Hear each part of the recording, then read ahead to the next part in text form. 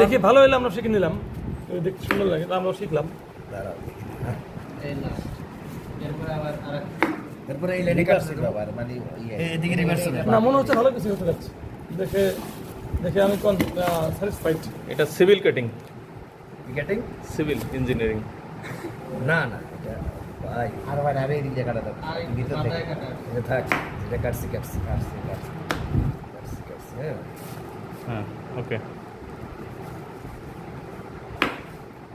ওই কি রে মধু মধু মধু বাইরে হলো মাথা গরম হয়ে যায়।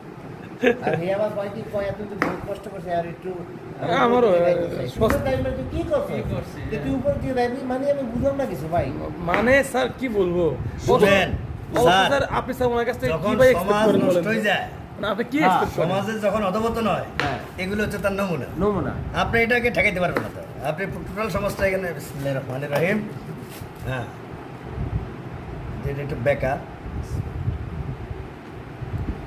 Bus I slowly।